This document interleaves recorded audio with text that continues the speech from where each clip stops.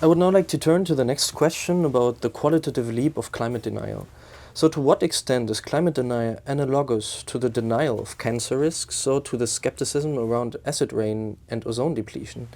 Is there, according to you, a qualitative difference between phasing out CFCs or tobacco products and overhauling an entire fossil fuel-based infrastructure that underpins capitalist modern systems of production and consumption?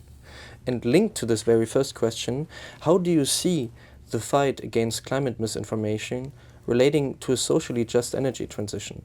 Can we distinguish outright denial from legitimate political distrust of liberal market-based climate policies that risk deepening inequality or threatening workers' economic security?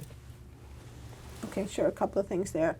So in terms of the strategies and tactics, the denial of climate change is exactly identical to the denial of the harms of tobacco or acid rain. So, I mean, this is what we document in our book. You see the exact same strategies, the same words, the same language, the same people, the same organizations. And so that was part of the point we were trying to make in our book, that this, in a way, tells us this is not a scientific debate, it's a political debate. And it's a political debate about governments, about regulation, about markets, and really ultimately about the limits and failures of capitalism. What's different about climate change is the scale of the problem.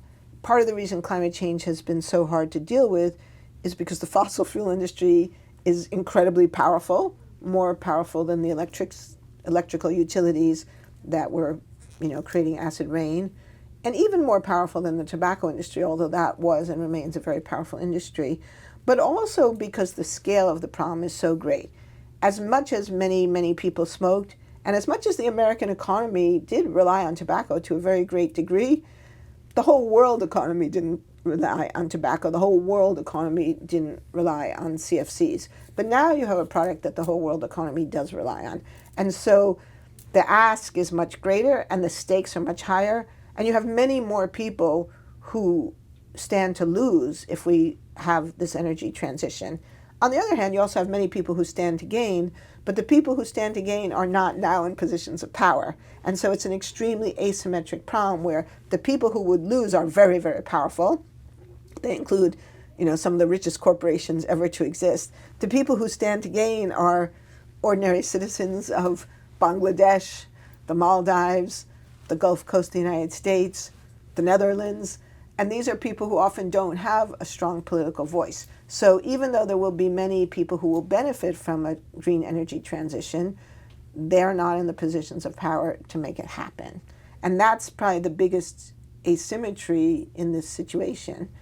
In terms of distinguishing outright denial from legitimate political distrust, I think that question is wrongly posed because the people who deny climate change are not the people who also have some legitimate distrust of liberal market-based systems, right? The people denying climate change are mostly people who are trying to preserve the status quo.